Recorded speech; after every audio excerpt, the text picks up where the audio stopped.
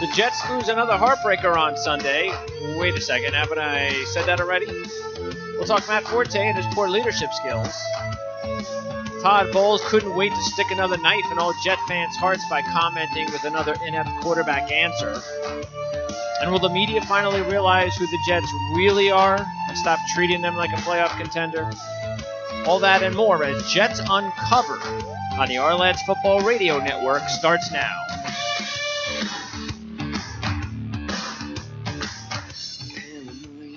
All right, it's Thursday, the 2nd of November, 2017. I'm your host, Greg DePalma. Jets, Bills tonight. Actually, that game should be getting underway if you're listening live in about an hour and change. And you are listening to the premiere of Jets Uncovered on the Ourlads Football Radio Network. We had a very long and great relationship with Dan Leberfeld at Jets Confidential. But every relationship, even the best of them, Jimmy Johnson and Jerry Jones, I mean, we can name any of them, depart. So hopefully we're on to bigger and better things here on the Ourlads Football Radio Network. We wish Dan Leberfeld nothing but the best, of course, and we hope to talk to him again sometime in the future. But you'll be able to catch all of our shows on demand now at ourlads.com. So let me welcome in my co-host to the show from rotowire.com, Jan Levine. And Jan, I know things are busy for you, so you've got about less than 15 minutes, but we want to get you on and talk as much as we can over this time. Another tough loss for the Jets last week, and it's starting to now become a trend. Yeah, unfortunately so. I mean, we had a couple games where they got us all interested again. I mean, you have the game against New England where you can kind of say they blew the game, but really in terms of the step up of class in which they had, not a big surprise that they lost the game. We all of us went into that game hoping they'd keep it close. We weren't happy, obviously, with the officials' call, which made a material impact in terms of the final score and whether or not the Jets really had a chance to come back in that game. So that clearly hurt the team substantially because, if the Safarian Jenkins TD, that was a TD, which wasn't a TD, that should have been a TD, if you followed all that, basically had been ruled correctly, they would have been fine. But then you looked at what happened, obviously, the Miami game, the blown 14-point lead late.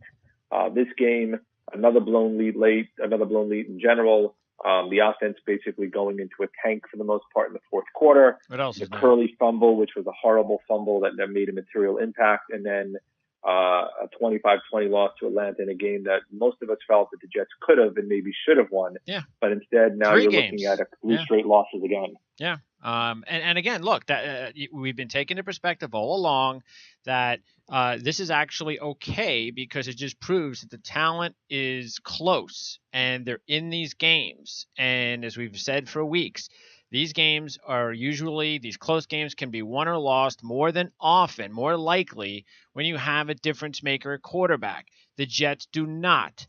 And now we're getting to the point now where we talked about this, the beginning of the season, the preseason. We knew this time was going to more than likely come. We thought maybe it would come a little bit sooner. I know you thought that this could be the time period where McCown would be now finally benched, but it is now looking more and more likely. And I've kind of warned about this a few weeks ago that this is going to go on much longer than we were hoping for.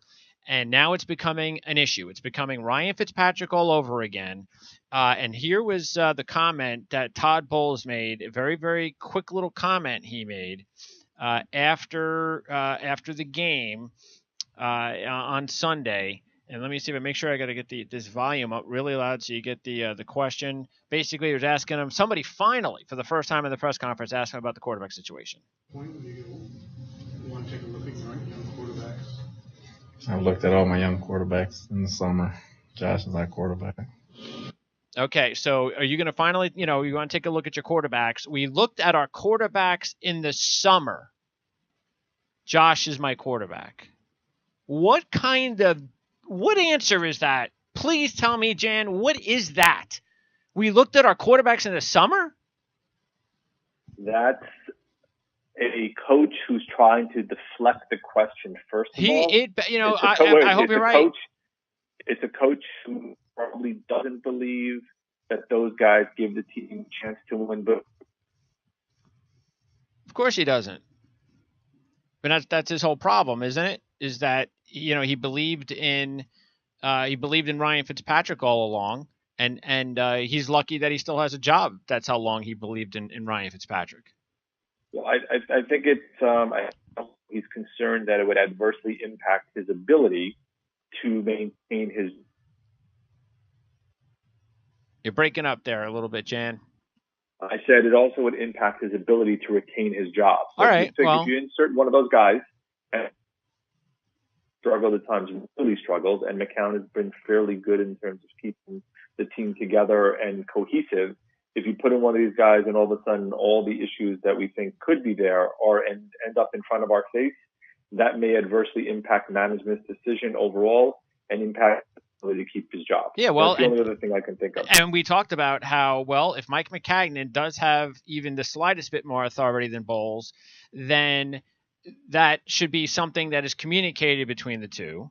And as good as Mike Maccagnan, the good job he's done with personnel, if he allows this to continue and doesn't have a conversation with Bowles and talk about, well, look, I know you're worried about your job security, but let me tell you right now, we have to see Petty. So you're just going to have to take the chance.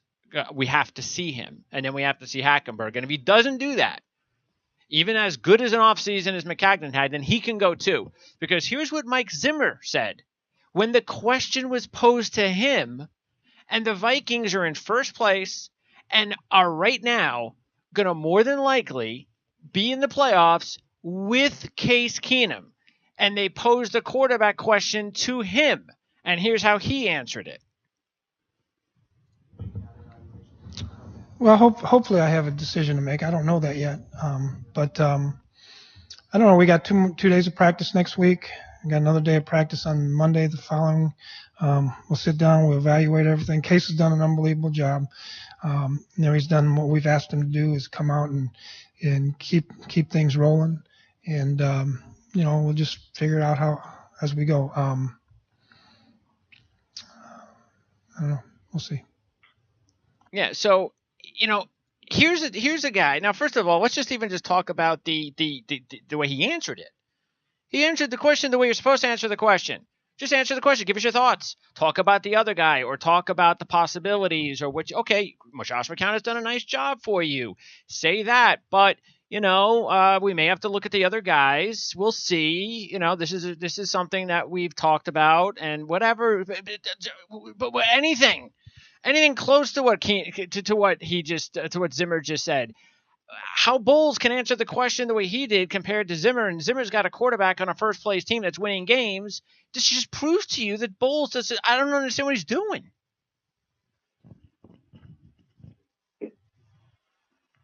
Still can't hear you, Jan. In my opinion, it's a concern about his job. That, to me, is what's going on. I have no other explanation. Unless Petty and Hackenberg have both been so horrific. I know. I'm not going to buy that, but yeah, I go with your job description thing. That's the only thing it can be. Excuse can we come up with? Yeah, that's got to be it. We're stuck with trying to rationalize something that doesn't really have a ton of rationale, and that's the only thing I can go with as an explanation, unless something else comes out that drives us another direction. Now, I know how I think. I know how you think. I've had other guys I've talked to on this network. A lot of people on this network I talk to, they have their own opinions. Unlike some shows like SNY, where you put those three guys on, Cologne, Westhoff, and Lucas, and I don't know if you noticed, but they all say the same stuff.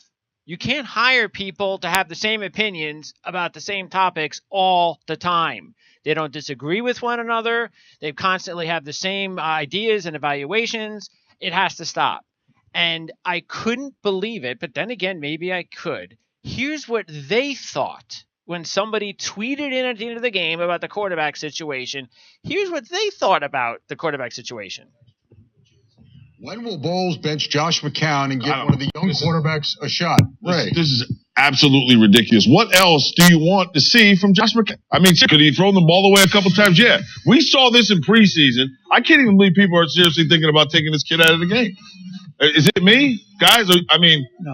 This is ridiculous. 26 of 33, 257 yards, 2 touchdowns, no interceptions, 3 sacks. Mike, what's your reaction to the question? I'm not going to give up on Josh McCown in a second. I thought he did I wish a couple times that he had gotten rid of the ball. Yeah. I wish he had just thrown it away. Nobody was really open, and he was being pressured. But at the same time, watch these other guys. They're not the answer to the quarterback situation. The best quarterback on a New York Jets football team is playing quarterback. I would have loved to see Josh kind of get now, you never, and maybe I'm wrong and lost, but there's some guys up on that line that needed a kick in the butt. And you would have loved to see Josh and say, hey, I'm the guy for the job. Give me some time. I can pull us out of this. There was times where if he would have had a little more time, he could have delivered the football and really got out of some tough situations. But because the pockets kept collapsing, the run game wasn't working, he was just trying to make something happen out there. And before all you people calling for Josh to take a seat is ridiculous. He's the best guy for the job, and he should be the quarterback for the rest of the season. Did you hear that? He should be the quarterback for the rest of the season, Jan. I don't agree with them. I mean, look, and this has nothing to do with McCown. This has to do with the direction the team is going in now. If they win tonight, maybe my view changes, right? And maybe you're 4-5, and maybe all of a sudden you have a shot, and you kind of have to play it out. But another loss tonight, and you're 3-6, and you don't turn to one of the kids, then it just makes absolutely no sense at all. Yeah, well, according to them, according to Willie Colon, I mean, anybody who's even thinking about taking Josh McCown out, it's ridiculous. It makes no sense. And this is what we've talked about. We don't know. Nobody knows about. Did anybody know about Tony Romo? Where did he go for? Eastern Illinois? Garoppolo School? Is that where he went to? Nobody gave him a shot. I can go on and on about quarterbacks that nobody gave any shot to. And these are the same types of people that would have said the same. And you know what? These are the same people who talked up Ryan Fitzpatrick. Okay? These are the same people who agreed with Ryan Fitzpatrick. And I said all along, all week long, every week, all season for 2 seasons that they're wasting their time and it's destroying the rebuilding process by going with a guy that's never going to win with this team. And that you're going to trust these guys, their opinions? I mean, can't one guy, Jan, on that crew disagree? Can't one? I would assume they can. I'm assuming they're not all being told to say the same thing. But again, I'm not in the room with them. And if this is what they're going with, okay. I mean, don't you even like tonight? Wouldn't you have a little bit more excitement, interest? Turn on NFL Network, and watch the pregame, and kind of just overall have a little bit more excitement about the team with how well they played, above everybody's expectations, with a young quarterback, with somebody that you're actually excited and interested about watching. Because I couldn't even care less about watching any pregame stuff. Nothing. Why would I? About what? About Josh McCown? What are these guys going to tell us next? Should we give him a 3-year contract, Jan? Maybe we should do that, right? Maybe he should be our starting quarterback next year. I put nothing past anybody, but like as I said, I think the only excuse, and excuse is a bad word, is I think they still believe that they have a shot. And therefore playing McCown until they're further mathematically eliminated, and 3-6 may be that moment, even though you're technically still alive, that at 3-6 may be the time you go, okay, let's turn it over to the kids and let's see what they got. All right, what do you think happens tonight before I let you go? I think they actually play well tonight. Buffalo, no Charles Clay really hurts them. They got Kelvin Benjamin, he won't play tonight. The Jets do have Wilkerson in the lineup, which helps, but no Claiborne really hurts their cornerback situation. And the kid that they got in terms of the trade with the 49ers, yeah, which I like the upside. He was their number 1 cornerback earlier in the year. So maybe he's got a shot in terms of seeing some decent action tonight in terms of it. Robinson is in, so it's kind of interesting to kind of see if Rashard Robinson can do anything on very short knowledge of the scheme that the Jets use. Not having Brandon Shell to me is a big loss. I thought he had played pretty well. Valdez is okay, but doesn't really excite me. So I think they're hurt up front. I think they're hurt at cornerback. You got to watch Taylor scrambling, which has killed them earlier in the season. And of course, you got to watch Shady McCoy. I'm going to say that they keep it close, but unfortunately, once again, they fail in the fourth quarter tonight and lose in a very close game. But again, me saying that, it would not shock me in the slightest if they end up winning this game in Buffalo, because as we've seen interdivisional games, there's no rhyme or reason associated with it. Yeah, and of course, and realistically, it's probably the worst thing that can happen to us if we want to see the young quarterbacks in. So I'm sure that's probably what we'll see tonight. Is a Jet win and prolong getting an opportunity to see a young quarterback for as long as possible. And by the way, Matt Forte, did you like his comments? Did you thought that was really like good? Good for the young kids, good for the morale. And it's not the kind of message you want to send to the locker room. So. All right, Jan, I appreciate it. I know you got to run. We'll talk to you on Monday night, hopefully, and we'll have an opportunity to talk about this game and then much more. Sounds good. Thanks, Jan. All right, that's Jan Levine. So, man, I don't know. I mean, I mean, look, we've anybody that's been listening to this show for the past few years, you know exactly what we've talked about. You know what we went up against for a couple of years. You know exactly what we went up against. As far as the opinions on this show, contrary, comparing our opinions to the opinions of some national broadcasters and Jet fans like Mike Greenberg, and then of course the SNY group, and which is why I need to bring up Ryan Fitzpatrick. I need to bring him up as a reminder. All right, these are the people that talked about, yes, Ryan Fitzpatrick needs to play. Yeah, we need to sign Ryan Fitzpatrick. You got to bring back Ryan Fitzpatrick. Now, did Geno Smith work out? Well, we never had an opportunity to find out because he got injured. Would he ever? Probably not. Okay? Probably not. But and you know what? Maybe Bryce Petty isn't the answer. Probably not. But as we have said countless times, it's not the point. That's not what we're talking about here. Okay? I don't have any idea at all on whether or not Bryce Petty or Hackenberg would be the answer. None. And there's no way that the reason why that we are not seeing these guys is because, they're just looking so bad in practice that I can't put these kids out there. I just can't. I mean, just imagine what could happen. I mean, do I really need to go back and compare and talk about all the players that just this year in both pro and college football that were backups, and the only reason they got a chance to start were because of injuries? And look at what they've become. The Khalil Tates of the world in Arizona, maybe even saving Rich Rodriguez's job. He becomes a superstar right now for Arizona. They can't lose with the freaking guy. But hey, I think Rodriguez even mentioned something about the fact that, it kind of didn't look like this in practice.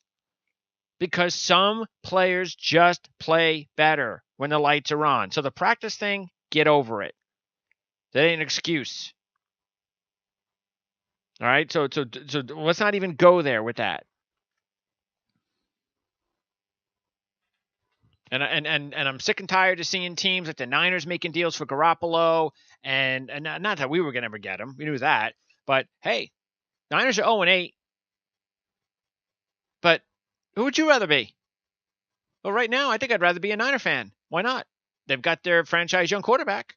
Maybe he will be, maybe he won't, but at least they got him. Would you rather be 0-8 right now with Garoppolo, or 3-4 or 3-5 in the Jets and Josh McCown and a coach that won't play his young quarterbacks? You tell me. What would you rather be? All these other teams that might be, some of them are struggling, some of them aren't. I mean, look at somebody like Jared Goff. Looked awful last year. But he's a rookie.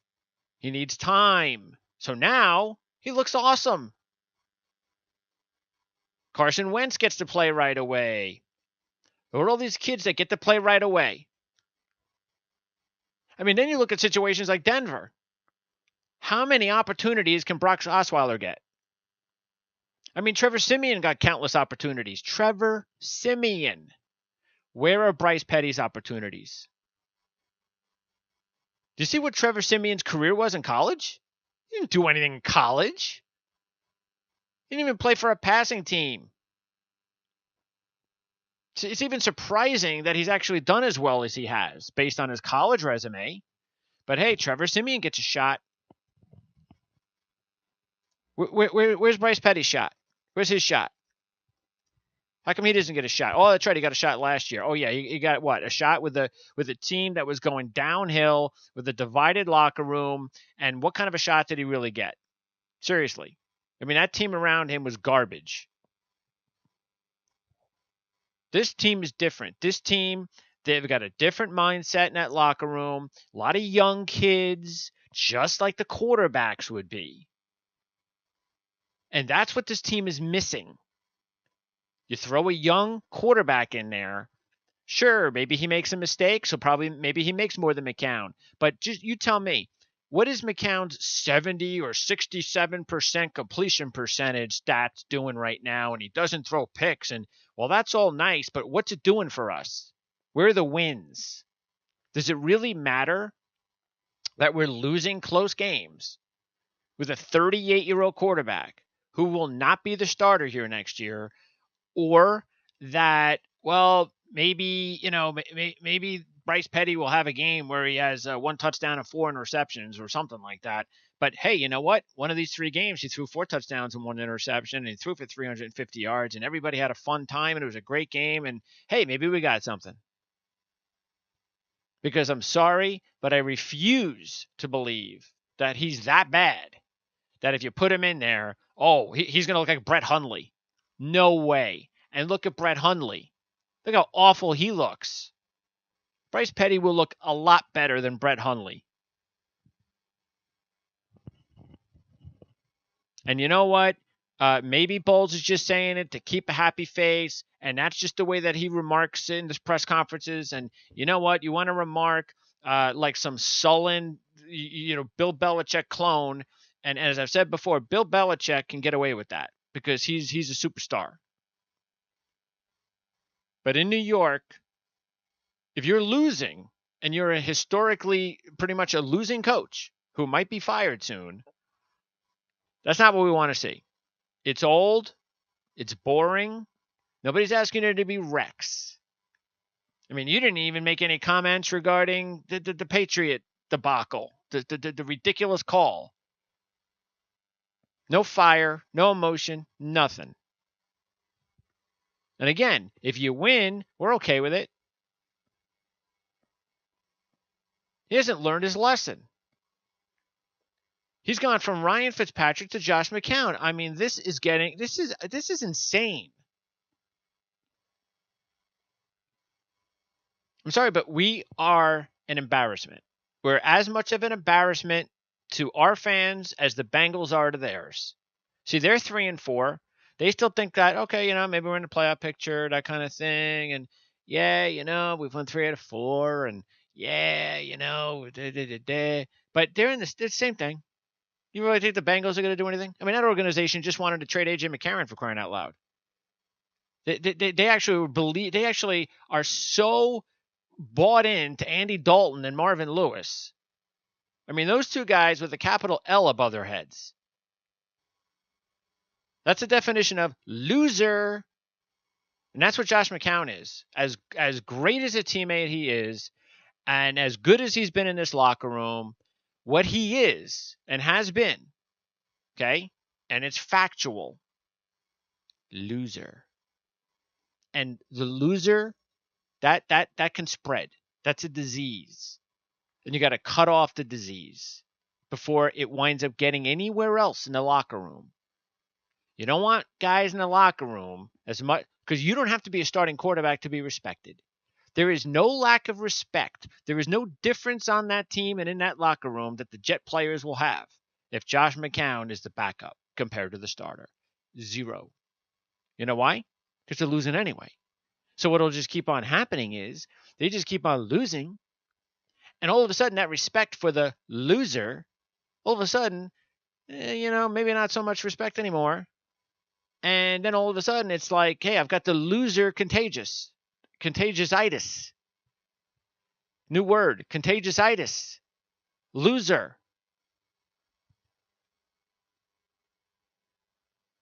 And then they got Matt Forte. What do they do with Matt Forte after he comes out and he acts like Sheldon Richardson and Brandon Marshall? Nothing. They don't do anything. So, okay, since this is a personnel decision and since Maccagnan has done a pretty good job with his personnel, I will give him the benefit of the doubt here that they have communicated with him, with Morton, and there's something about this that is okay. I will give them the benefit of the doubt on this one. Maybe I probably shouldn't. I mean, it wasn't like Forte just said something and they moved on. He wouldn't stop. He just kept going.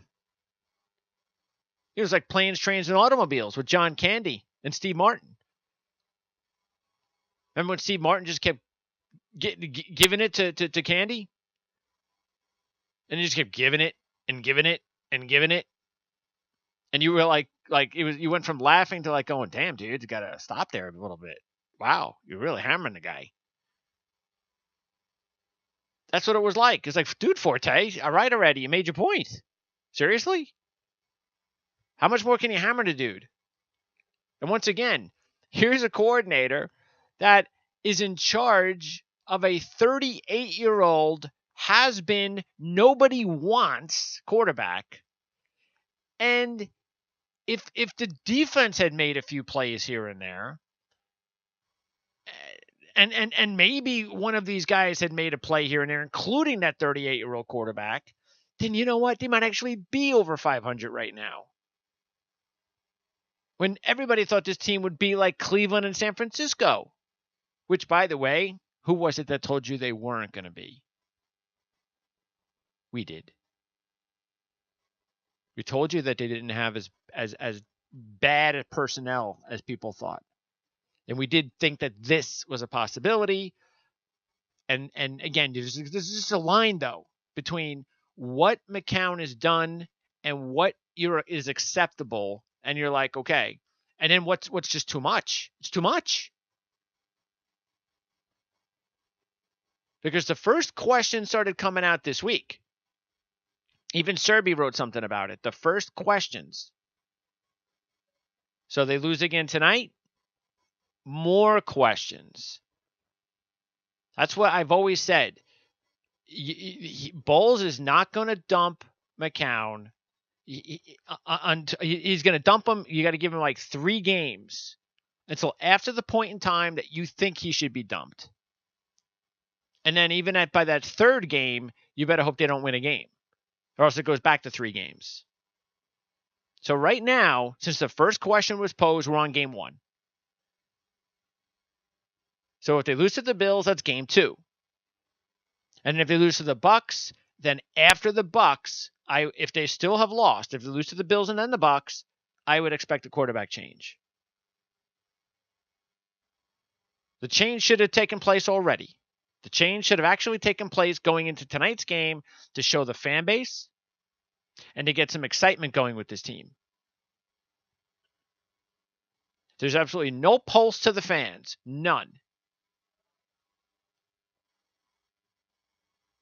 And again, if we're worried about if all we're worried about here is the main concern for the organization is Todd Bowles' job security, then Maccagnan needs to step in and make sure the change is made. And if he's not going to make it, then he needs to fire him. Put Morton as the head coach and get your young quarterback in there. This is not about Todd Bowles. This is about the organization. Not one man. And do not allow has-been old quarterbacks, which for now, this is going on 3 years now, that this organization has allowed 2 has-been quarterbacks in 3 years to bring this to bring this organization to a standstill in progress. Remember, we heard the same stuff about, first it was Ryan Fitzpatrick, what a great guy he is. Look at that beard. Oh, all the nicknames. And, oh, this is so fun. And, oh, look at this. And what did we warned you. We warned you. We played you tape after tape after tape. We told you about what this person said, what that person said. We went into the Buffalo game. We talked about that. We talked about how these analysts thought that this team was I can't believe this. Oh, this team is better. There's just no way you can't bring Fitzpatrick back next year. You have to bring him back. This is ridiculous. This has gone on for too long. You must bring Fitzpatrick back. Nobody wanted him. I told you for months. Nobody wants the guy. Why do you think he's sitting in limbo? Nobody wanted him. Just like nobody wants McCown. But hey, lo and behold, Jets will take him. Jets will take him. Seriously, the last 3 years, which team in the NFL has had 3 years of has-been old quarterbacks? Has-been old losing quarterbacks. One team in 3 years, successive seasons, the Jets.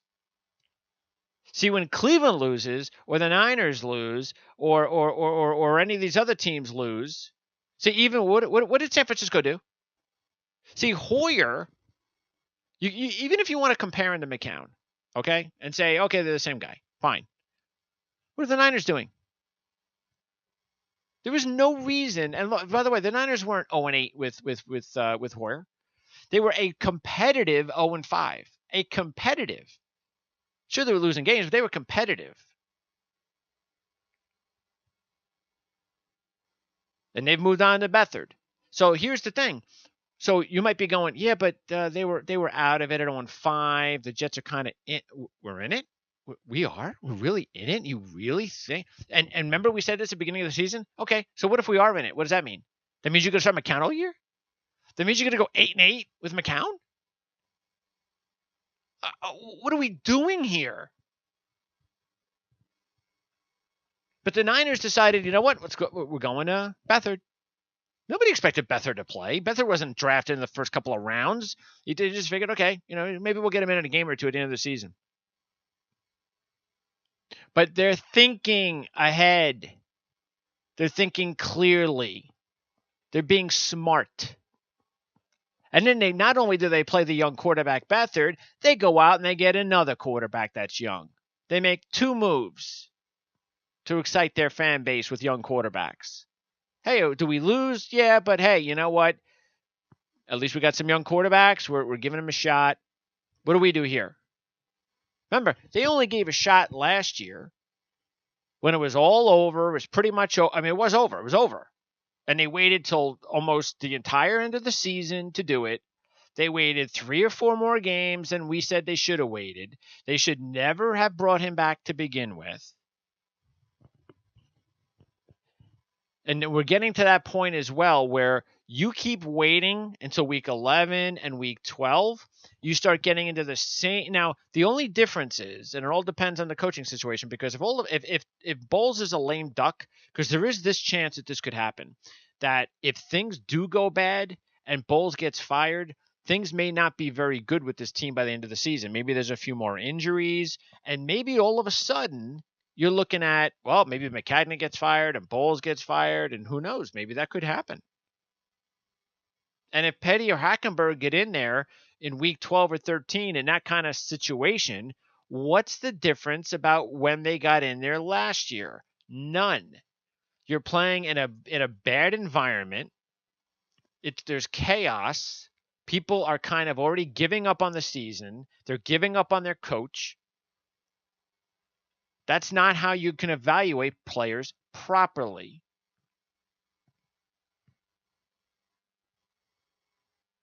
But this is what we deal with. This is it. And could you even believe the ridiculous articles the past week about Deshaun Watson? Oh, Mike McCagnon has done a good job, but he let Deshaun Watson get away. Oh, he let Deshaun Watson get away. Yeah, that's like saying everybody let Tom Brady get away and Dak Prescott get away. Look, you know how we feel about Deshaun Watson. Said it all along. We told you last year with the draft. And we even said it where the Jets were picking at 5. Remember? I said, hey, I love Jamal Adams, and that's the guy I want.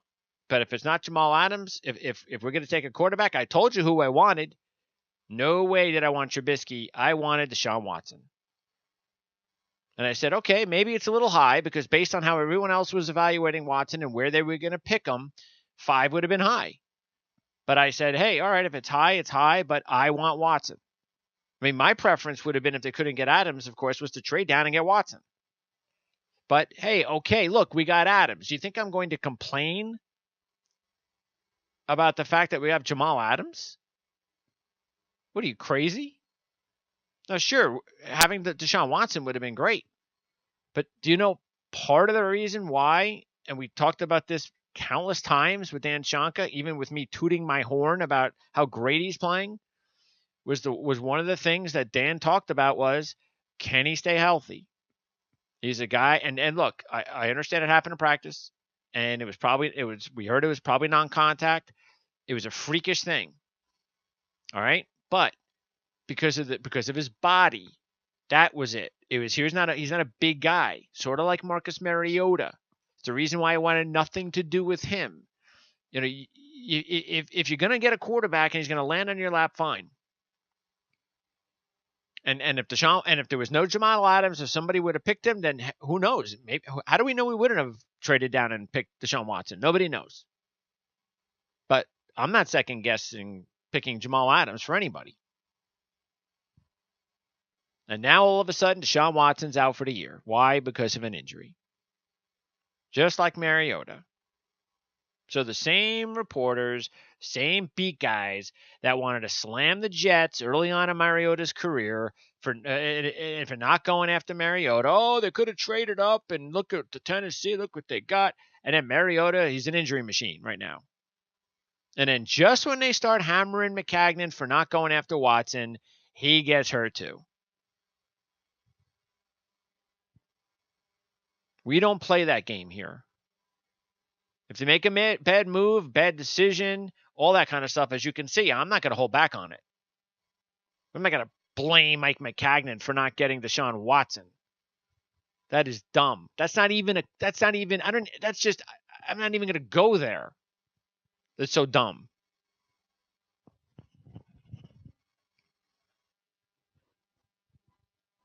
So look, I'm at that point now. I knew I was going to get to this point. I knew it.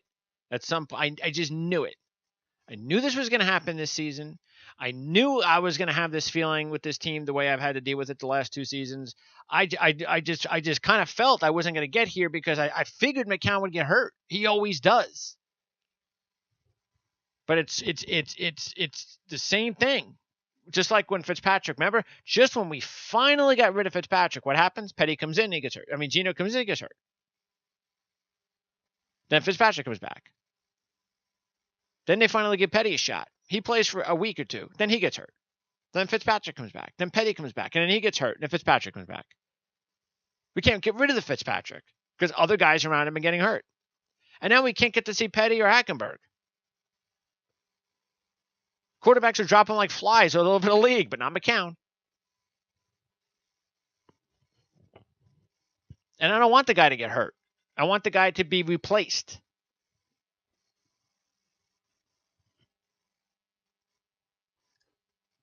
Whereas when I talk about Bengals fans and how embarrassing it must be to be a Bengal fan to see the move, or a Brown fan, of course, now. That's even worse. But for a Bengal, and you know what? I'm glad the Browns didn't get McCarron. Maybe we could. At least maybe that's a quarterback maybe we could wind up getting. Who knows? Now, look, I've said this on the show we did, the interview I did earlier this week with Dan Shanka. And I'll be repeating this a lot, just like I did with Jamal Adams last year. Hey, it worked out. I told you for months I wanted Jamal Adams. We got him. And everybody could see exactly why I wanted him. So so what I'm going to do for the next, till April, is I am going to tell you that who I want right now is Baker Mayfield. I want Baker Mayfield. Okay? I want him here. Out of all the quarterbacks, that's the guy I want. And I think we can get him. Because I don't think there's any way Josh Rosen's not coming out. There's no way Josh Allen's not coming out. And then you get Mason Rudolph's coming out, along with Mayfield. Now, I don't think Sam Darnold's coming out, but you do never know. And I hope he does come out. The more, the better. Gives us better percentage of getting one of these guys. And it also gives us a better chance to get Baker Mayfield. He's the guy I want. Now, there's a chance that he could blow up and be a disaster here. But you know what? There's a chance in all of that happening with quarterbacks coming out of college. You never know. And I'm not putting Baker Mayfield into the Deshaun Watson category because he's not going to be. Okay? But that doesn't mean that he couldn't work out to be just as successful in the long run. And I think he's worth the gamble. I think the type of player he is, the fire and passion he has would be perfect for this organization, and that is what they need. They need a passionate, fiery, talented quarterback that could take New York, take this franchise exactly where we want it. Sure, some of these other quarterbacks have talent, but nobody's got the disposition like Baker Mayfield. And that's what we need. That's what this city, that's what this team needs. And he's got a big game, of course, with Oklahoma State, so keep an eye on that. We'll talk more about Baker Mayfield and Rudolph, Mason Rudolph, tomorrow on our football show, our Lads College Football Show. We've got 2 interviews, beat writers from both Oklahoma and Oklahoma State. So we'll talk about those players and those teams. We'll talk some Notre Dame football. We're also going to talk some FAU football earlier on in the day on a one-on-one interview because Lane Kiffin is doing a good job there. But anyway, Baker Mayfield is definitely going to be somebody that I am going to repeatedly, countlessly push on this show for the New York Jets to draft. I'm not saying that Josh Rosen can't turn into something, or of course Sam Darnold, or Mason Rudolph, or Josh Allen. But the guy that I have the most confidence in, and I think it would be great, and I know, just like I knew with Josh Adams, that you guys that are listening to this show, if you trust in my opinion and analysis, this is the guy that you want. That if he can be successful, like Adams, this is the guy that fits perfectly with what we're trying to do to this organization. And you know what? I'm really trying to. I'm trying to do the best I can regarding bowls. Because I have said, and I still believe that, I haven't ripped them for anything, any dumb game day moves for a while, okay? So there's that. And they're playing hard, and there's that. And I'm willing to at least forgive him as much as it cringely hate the way he handles this quarterback position, because I've even seen great coaches. I've seen one drive me nuts this season in Jim Harbaugh, and he's a great coach. And he drove me nuts. And he finally went to Brandon Peters, though. But he did it, and he did it very long. It took a long time for him to do it. So if he can do that, then I'm willing to give Bowles a little bit of a break here. But that's it. I mean, anything short of them then drafting, say, Baker Mayfield, and then him, either somebody, one of those guys starting next year, Mayfield, Petty, Hackenberg, and I'm only saying that because obviously, the idea would be Baker Mayfield. Anything short of that, in other words, if they wind up for some reason holding on to Todd Bowles by next season, and I don't care what they do, all they better do if they hold on to Todd Bowles is make sure by the personnel decisions of Mike Maccagnan that the quarterbacks that are on this roster in training camp next year are all under 30 years old. Okay? That's all I know. You force the hand of the coach. He doesn't make the decision on who the quarterback is as far as on the roster. You do, Maccagnan. You force his hand next year if he's your coach, and he can decide on which young quarterback to take and to start. That's how you do it. All right, so that'll wrap it up. Enjoy the game, I guess. And we'll see you again on Monday with Jan Levine. And as I said, on demand, ourlads.com. Okay, I'm going to turn this around as quick as possible in case you're just tuning in late. We'll make this available at ourlads.com this way, right around game time. Maybe you're at the game. You can listen to the show in between commercials. And we'll talk to you again on Monday. So for Jan Levine and Greg DePalma, thanks for tuning in to Jets Uncovered on the Our Lads Football Radio Network. Is in blue, Nokia, transmissions, where was you? Now try to push, try to keep us all down.